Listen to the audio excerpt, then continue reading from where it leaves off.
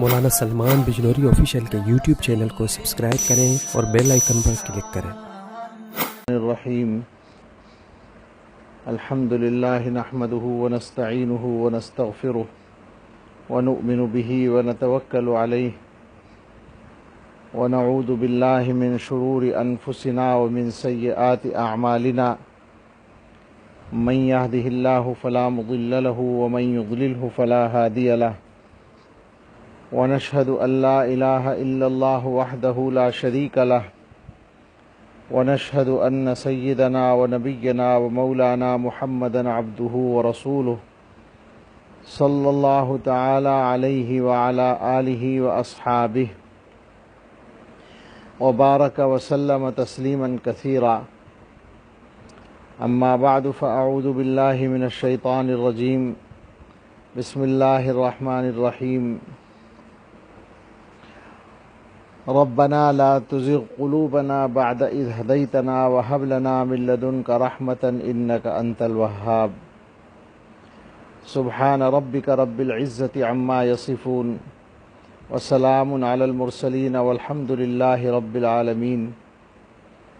اللهم صل على سيدنا محمد وعلى آل سيدنا محمد وبارك وسلم اللهم صل على سيدنا محمد وعلى آل سيدنا محمد وبارك وسلم اللهم صل على سيدنا محمد وعلى آل سيدنا محمد وبارك وسلم۔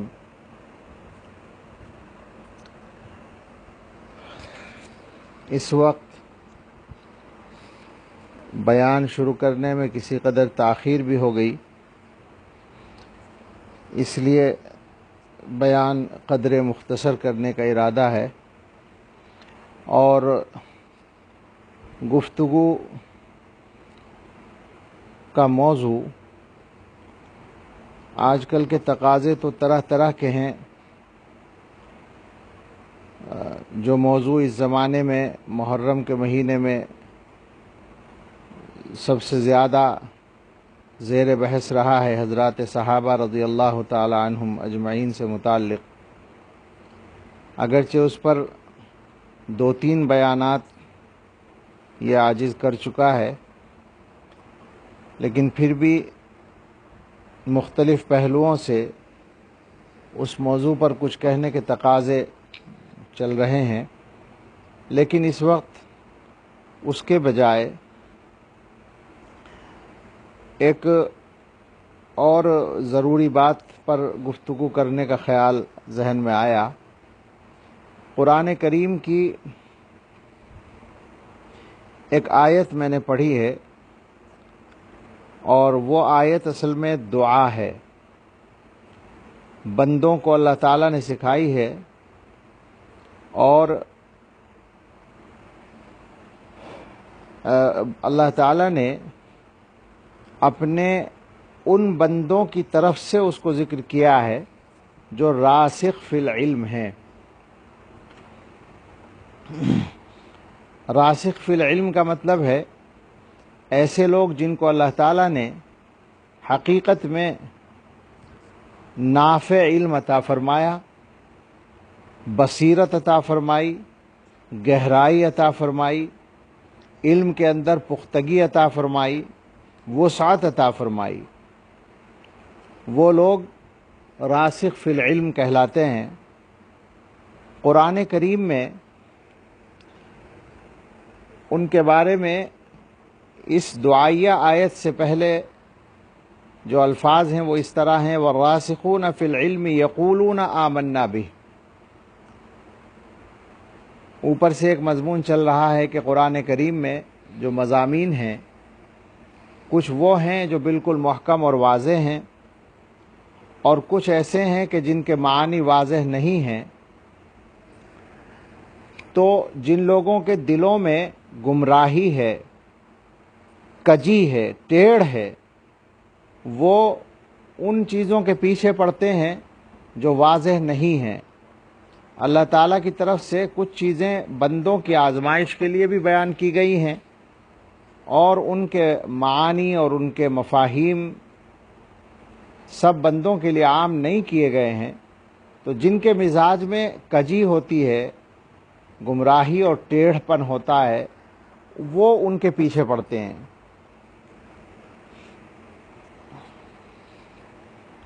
اور ان کا مقصد فتنہ ہوتا ہے اور اس کے اپنی طرف سے تشریح کرنا ہوتا ہے. اس کے بعد اللہ تعالیٰ نے یہ فرمایا، یہ مضمون بھی قرآن کا ہے جو میں نے بیان کیا، یہ آیت کا تقریباً ترجمہ ہے.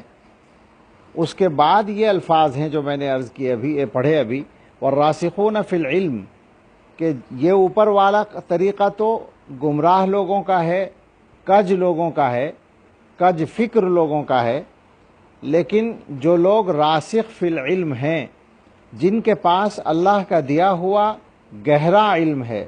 جن کو اللہ تعالیٰ نے علم کی بصیرت عطا کی ہے، وہ یوں کہتے ہیں، یعنی ان کا سوچنے کا یہ انداز ہے، کہنے کا یہ انداز ہے کہ ہم تو اس پر ایمان لاتے ہیں، جو کچھ بھی ہمارے رب نے نازل کیا ایمان لاتے ہیں، اور یہ سب ہمارے رب کی طرف سے ہے. اور اللہ نے فرمایا کہ نصیحت تو عقل والے ہی حاصل کرتے ہیں. یہ قرآن کریم کا ایک مضمون ہے جو مختلف جگہ الگ الگ الفاظ میں آیا ہے، جس کا خلاصہ یہ ہے کہ نصیحت قبول کرنا بھی عقل والوں ہی کا کام ہے. دوسرے لفظوں میں یہ کہا جا سکتا ہے کہ جو شخص نصیحت کو نہیں قبول کرتا وہ عقل مند نہیں ہے. یہ مضمون بیان کرنے کے بعد پھر اللہ تعالیٰ نے آگے یہ دعائیہ الفاظ بیان فرمائے ہیں، گویا کہ راسخین فی العلم یہ دعا بھی اللہ سے مانگتے ہیں کہ ربنا لا تزغ قلوبنا بعد اذ ہدیتنا وہب لنا من لدنک رحمتا انک انت الوہاب. اے ہمارے رب، ہمارے دلوں کو ٹیڑھا نہ کیجئے، حق سے نہ ہٹائیے، حق سے نہ پھرائیے ہدایت دینے کے بعد. یعنی جب آپ نے ہمیں ہدایت عطا فرما دی، اب اس کے بعد گمراہی سے محفوظ رکھیے اور ہمیں اپنی طرف سے خاص رحمت عطا فرمائیے. آپ تو عطا کرنے ہی والے ہیں، آپ تو عطا فرماتے ہی ہیں، آپ کا کام تو بندوں کو عطا کرنا ہی ہے. یہ جو دعا ہے کہ اللہ ہمیں ہدایت کے بعد گمراہی سے بچائیے، اس پر توجہ دلانا مقصود ہے کہ یہ دعا اللہ سے مانگتے بھی رہنا چاہیے، اپنی دعا کا اس کو باقاعدہ حصہ بنا کر رکھنا چاہیے. ہر نماز کے بعد جب دعا کریں یا جب بھی اللہ تعالیٰ دعا کی توفیق عطا فرمائیں تو ربنا لا تزغ قلوبنا بعد اذ ہدیتنا وہب لنا من لدنک رحمتا انک انت الوہاب، یہ دعا ضرور اس میں شامل رکھیں. اسی کے ساتھ ساتھ اس طرح کے حالات سے اور اس طرح کے اعمال سے بچنے کی کوشش کریں جن کی سزا کے طور پر یہ بات سامنے آتی ہے کہ آدمی ہدایت کے بعد گمراہ ہوتا ہے. یعنی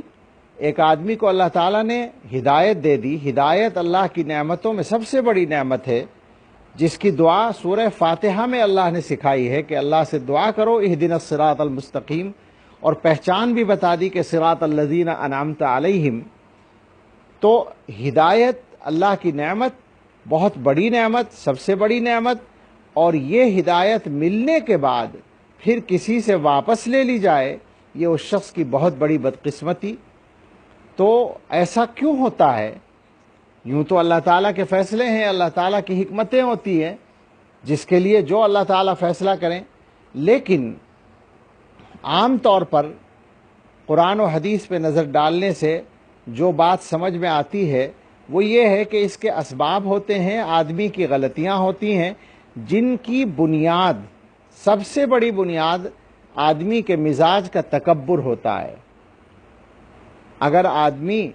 بڑائی اختیار کرے، اپنے آپ کو بڑا سمجھنے لگے اور اللہ کی دی ہوئی نعمت کو، ہدایت کی نعمت کو، علم کی نعمت کو، صلاحیت کی نعمت کو اپنا ذاتی کمال سمجھنے لگے اور اس کی وجہ سے بڑے بول بولنے لگے اور دوسروں کو حقیر سمجھنے لگے، تو یہ بات اللہ تعالیٰ کو قطعاً ناپسند ہے. اللہ تعالیٰ یہ چاہتے ہیں کہ بندہ بندہ ہی بن کر رہے. ظاہر ہے انسان اللہ کا بندہ ہے، اس کے پاس اپنا کچھ بھی نہیں ہے، اپنی ذاتی کوئی چیز نہیں ہے. اس کو تو حیات بھی اللہ کی دی ہوئی ملی ہے، زندگی جو دی ہے وہ اللہ نے دی ہے اور ایک مقررہ وقت کے لیے دی ہے. اس کے بعد اس کو یقینی طور پر خواہی نہ خواہی، وہ چاہے نہ چاہے، اپنے اختیار سے نہیں، اللہ کی مرضی سے اللہ کے پاس جانا ہوتا ہے۔ اس طرح کا معاملہ ہے بندے کا اللہ کے ساتھ۔ اور پھر اس کے علاوہ جو کچھ بھی نعمتیں اللہ تعالیٰ کی طرف سے ہیں، انسان کے پاس روزی ہے، اس کی زندگی کے اندر استعمال ہونے والی نعمتیں ہیں، مکان ہے، بیوی بچوں کی نعمت ہے، اس کے علاوہ علم کی نعمت ہے، عمل کی توفیق ہے، عبادت کی توفیق ہے۔ دنیا میں جو کچھ بھی انسان کو ملتا ہے وہ سب اللہ تعالیٰ کا دیا ہوا ہوتا ہے۔ اگر کوئی آدمی خوبصورت ہے تو اس کو خوبصورت اللہ نے بنایا، اگر کوئی ذہین ہے تو اس کو ذہانت اللہ نے عطا کی، اگر کوئی عالم فاضل ہے، کوئی قابل ہے تو اس کو یہ فضیلت و قابلیت اللہ نے عطا فرمائی۔ دنیا کی ہر نعمت اللہ کی دی ہوئی ہے۔ بندے کا کام یہ ہے کہ وہ اللہ کی عطا پر نظر رکھے، کبھی بھی اپنے بارے میں بڑائی اختیار نہ کرے، تکبر اختیار نہ کرے۔ ہمارے بزرگوں نے، خاص طور سے شیخ الحدیث حضرت مولانا زکریا صاحب رحمۃ اللہ علیہ نے ایک واقعہ لکھا ہے آپ بیتی میں، اور وہ واقعہ الگ سے بھی چھپا ہوا ہے کتابچے کی شکل میں، اگرچہ بعض علماء کا خیال یہ ہے کہ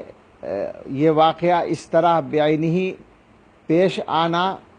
گویا بہت مضبوط روایت نہیں ہے اس کی، لیکن ایک واقعہ ہے ایک عالم کا جو نصیحت سکھانے والا ہے، اس لیے نصیحت کے لیے اس کا ذکر کرنے میں حرج نہیں، چونکہ دنیا میں اس قسم کے معاملات پیش آتے ہیں کبھی کبھی۔ انہوں نے لکھا ہے کہ بالکل ابتدائی دور کی بات ہے، غالباً 3 صدی کے عالم ہیں شیخ ابو عبداللہ اندلسی رحمۃ اللہ علیہ، جو بغداد میں رہتے تھے۔ لکھا یہ ہے کہ وہ بہت بڑے عالم تھے، بہت بڑے محدث تھے، قرآن کریم کے بھی حافظ تھے، اور محدث ہونے کا عالم یہ تھا کہ 30,000 حدیثیں ان کو زبانی یاد تھیں، اور اسی کے ساتھ ساتھ وہ بہت بڑے شیخ بھی تھے، مصلح بھی تھے، بہت سارے بزرگوں کی نسبتوں کے ساتھ وہ گویا اصلاحی کام کر رہے تھے، اور ان کے مریدین کا حلقہ بہت وسیع تھا، اور بڑے بڑے علماء ان کے مریدین میں شامل تھے۔ تاریخ میں ایک مشہور نام آتا ہے صوفیہ میں، شبلی رحمۃ اللہ علیہ، لکھا ہے کہ شبلی بھی ان کے مرید تھے۔ تو یہ ساری رونقیں اور ان کی ساری یہ عظمت شان کا سلسلہ جاری تھا۔ ایک مرتبہ ایسا ہوا کہ وہ اپنے مریدین کو ساتھ لے کر سفر کے لیے نکلے۔ راستے میں سفر کے دوران ایک گاؤں آیا۔ اس گاؤں میں جب وہ داخل ہوئے تو محسوس ہوا کہ وہ عیسائی مذہب کے لوگوں کا گاؤں ہے، اور ان کا گرجا گھر بھی وہاں بنا ہوا ہے۔ اس گرجا کے سامنے سے بھی وہ گزرے، اور وہاں گزرتے ہوئے شیخ نے اس گرجا کی طرف نظر ڈالی، اندر جو مورتی وغیرہ وہ بنا کے رکھتے ہیں حضرت مریم رضی اللہ تعالی عنہ کی، حضرت عیسیٰ علیہ السلام کی، اس پر بھی نظر پڑی، اور وہ آگے بڑھ گئے۔ گاؤں کی آبادی ختم ہونے کے بعد وہاں رکے، پانی وغیرہ کی ضرورت کے لیے ایک کنواں تھا، تو دیکھا کہ وہاں گاؤں کی لڑکیاں پانی بھر رہی ہیں۔ ان میں ایک لڑکی جوان تھی، اور لوگوں نے یہ محسوس کیا کہ ہمارے شیخ، وہ بزرگ، وہ عالم اور وہ محدث اس کی طرف دیکھ رہے ہیں۔ تھوڑی دیر کے بعد انہوں نے کسی سے پوچھا اس لڑکی کے بارے میں کہ یہ کون ہے، تو بتایا گیا کہ اس گاؤں کے سردار کی بیٹی ہے جو عیسائی مذہب کا ماننے والا ہے۔ تو شیخ نے اپنے مریدین سے، اپنے رفقائے سفر سے فرمایا کہ بھائی میں تو یہیں رکوں گا اور اس لڑکی کو حاصل کرنے کی کوشش کروں گا، آپ لوگ واپس چلے جائیں۔ یہ لوگ حیرت میں پڑ گئے۔ اللہ والوں کا حال تو یہ ہوتا ہے کہ وہ کسی نامحرم کی طرف نظر اٹھا کر نہیں دیکھتے، اور یہاں یہ صورتحال ہو رہی ہے۔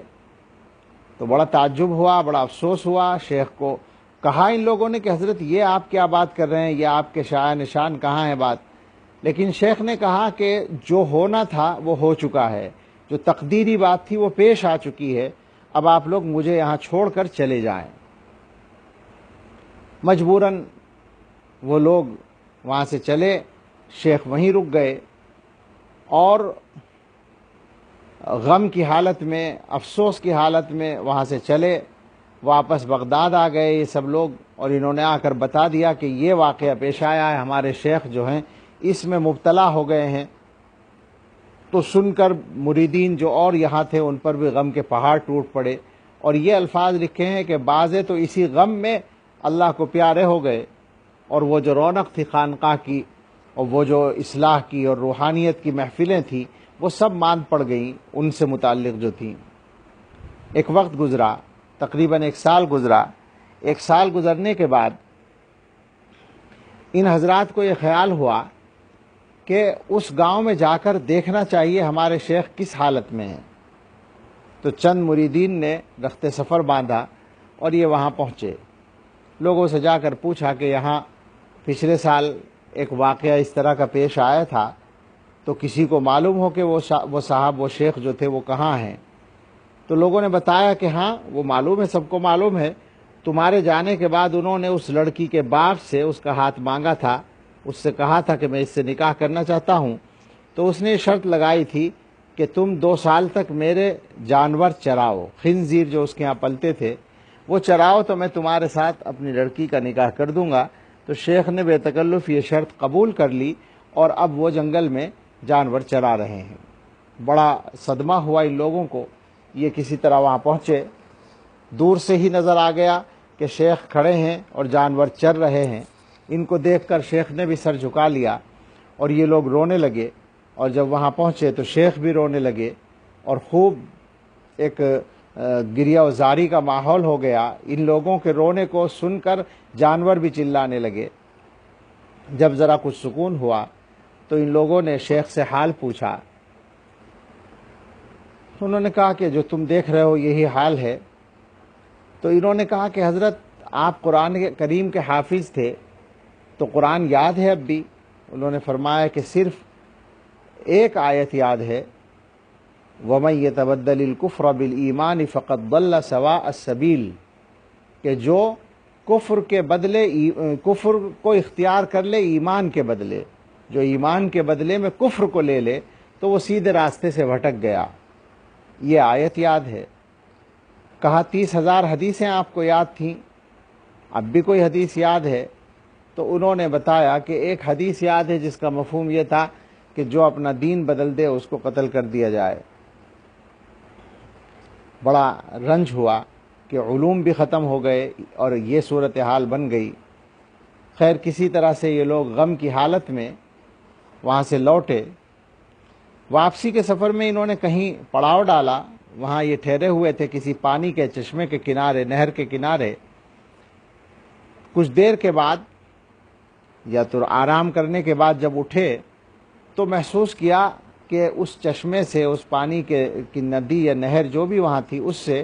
شیخ نکل رہے ہیں نہا کر، اور وہ کنارے پر آ کر کہنے لگے کہ بھائی جلدی سے مجھے پاک کپڑا دو، مجھے نماز پڑھنی ہے۔ بڑی حیرت ہوئی ان لوگوں کو، لیکن ظاہر حیرت سے بڑھ کر خوشی ہوئی کہ اللہ تعالیٰ نے واپس بھیج دیا۔ ان لوگوں نے ان کو کپڑا دیا، انہوں نے نماز پڑھی، اور نماز پڑھنے کے بعد فرمایا کہ اب اللہ تعالیٰ نے مجھے واپس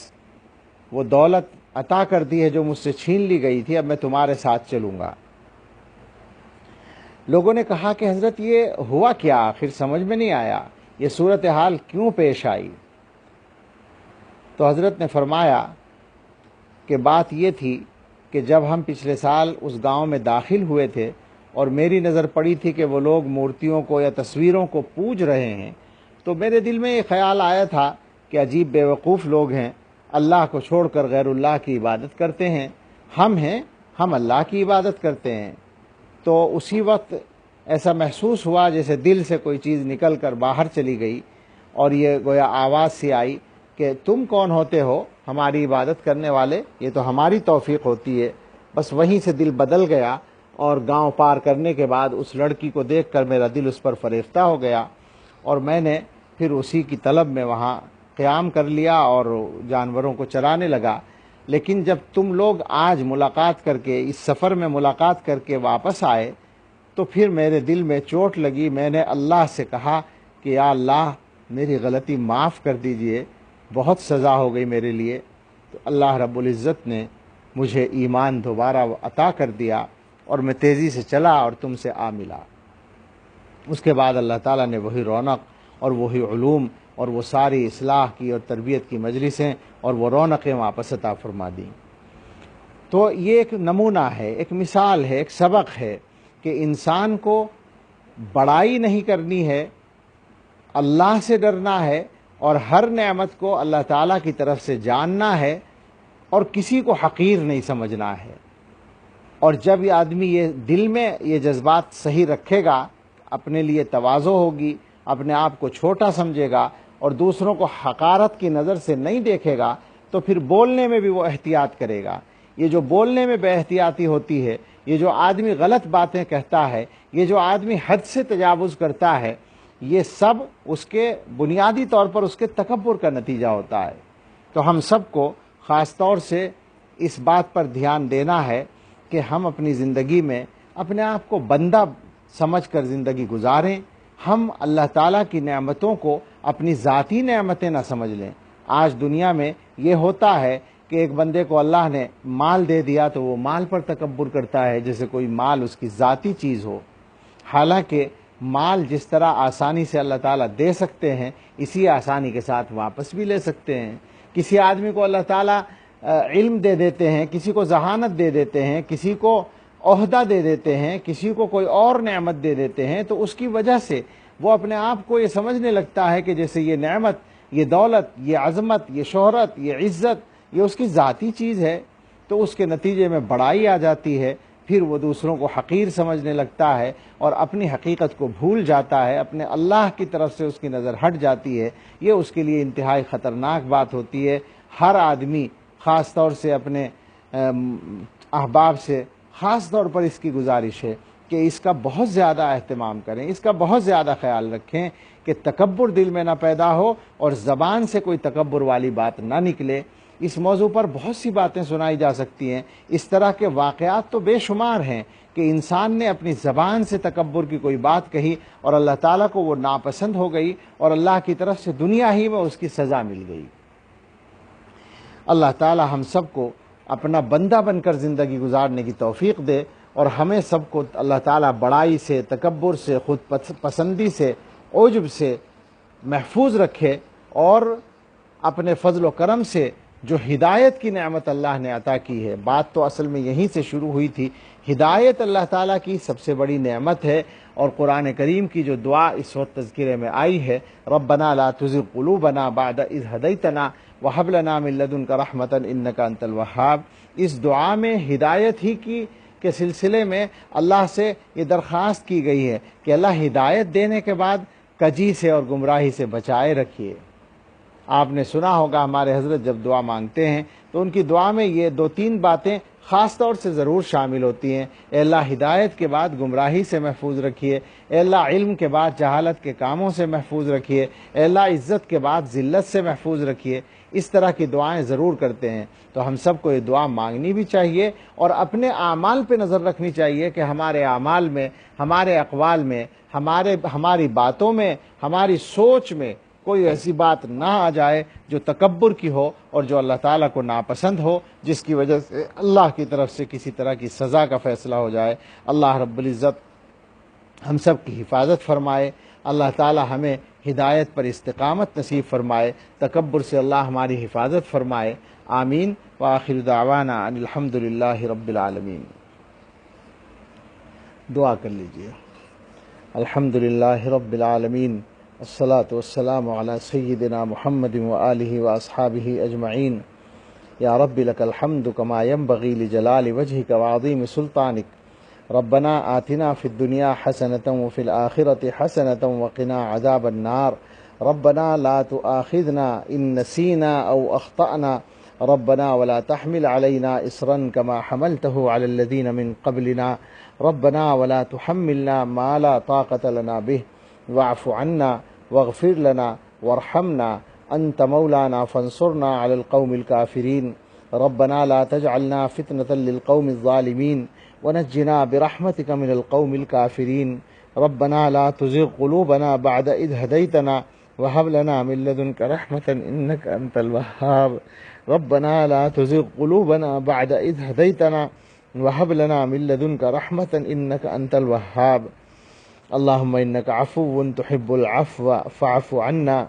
اللهم إنك عفو تحب العفو فاعف عنا اللهم إن قلوبنا ونواصينا وجوارحنا بيدك لم تملكنا منها شيئا فإذا فعلت ذلك بنا فكن أنت ولينا واهدنا إلى سواء السبيل اللهم لك الحمد شكرا ولك المن فضلا اللهم إنا نسألك التوفيق لمحابك من الأعمال وصدق التوكل عليك وحسن الظن بك سبحان خالق النور اللهم لا تهلكنا فجاءة ولا تأخذنا بغتة ولا تغفلنا عن حق ولا وصية اللهم أعنا على ذكرك وشكرك وحسن عبادتك اللهم أعنا على ديننا بالدنيا وعلى آخرتنا بالتقوى اللهم يسر لنا أمورنا مع الراحة لقلوبنا وأبداننا والسلامة والعافية في ديننا ودنيانا اللهم الطف بنا في تيسير كل عسير فإن تيسير كل عسير عليك يسير نسألك اليسر والمعافاة في الدنيا والآخرة اللهم لا سهل إلا ما جعلته سهلا وأنت تجعل الحزن سهلا إذا شئت أنت أهل التقوى وأهل المغفرة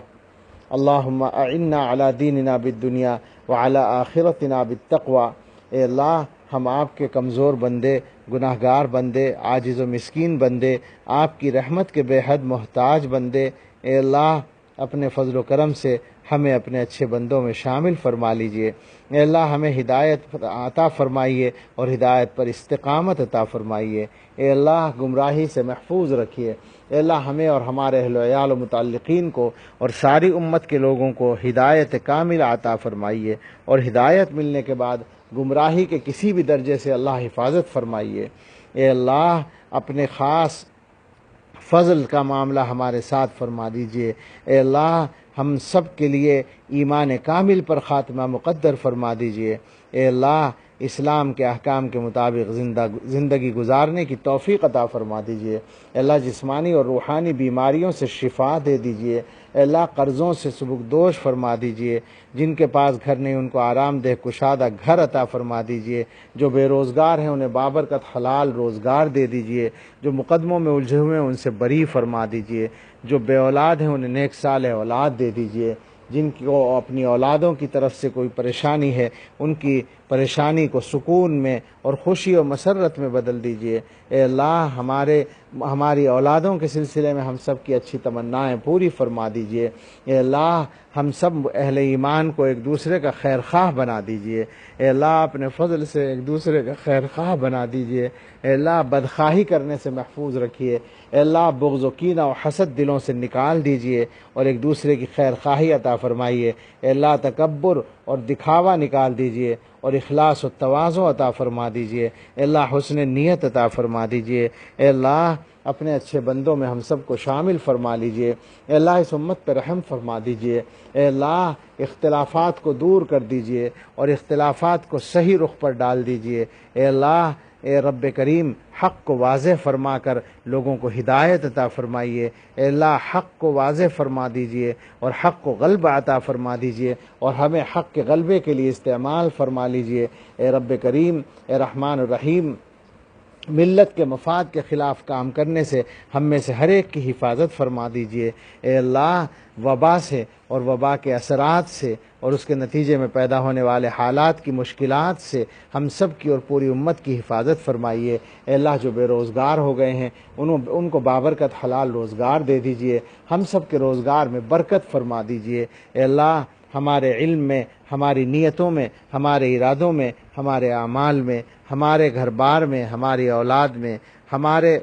حال و مستقبل میں اے اللہ ماضی کے اعمال کے نتائج میں اے اللہ برکتیں عطا فرما دیجئے اے اللہ ہم سب کی جائز تمنائیں پوری فرما دیجئے اے اللہ جن گھروں میں بھی کوئی دشواری ہے اس دشواری کو دور فرما دیجئے ایک دوسرے کے حق صحیح طور پر ادا کرنے کی توفیق دے دیجئے اے اللہ حرمین شریفین اور مسجد اقصیٰ اور تمام مسجدوں کو اپنی عبادت سے پہلے سے زیادہ رونق کے ساتھ آباد فرما دیجئے اے اللہ دارالعلوم دیوبند اور تمام مدرسوں کو تمام دینی اداروں کو دعوت و تبلیغ کے مراکز کو شریعت کے مطابق چلنے والی خانقاہوں کو اے اللہ اپنے فضل و کرم سے پہلے سے زیادہ رونق کے ساتھ آباد فرما دیجئے اور سب کے فائدوں میں فوائد میں برکت دے دیجئے، سب کی نافعیت میں اضافہ فرما دیجئے اور سب کی ضرورتیں آسانی سے پوری فرما دیجئے۔ اے اللہ ہر خیر کا سوال کرتے ہیں، ہر شر سے پناہ چاہتے ہیں، اپنا فضل فرما دیجئے۔ اللہم انا نسألک خیر المسألۃ وخیر الدعاء وخیر النجاح وخیر العمل وخیر الثواب وخیر الحیاة وخیر الممات انک علی کل شیء قدیر۔ سبحان ربک رب العزة عما یصفون وسلام علی المرسلین والحمد للہ رب العالمین۔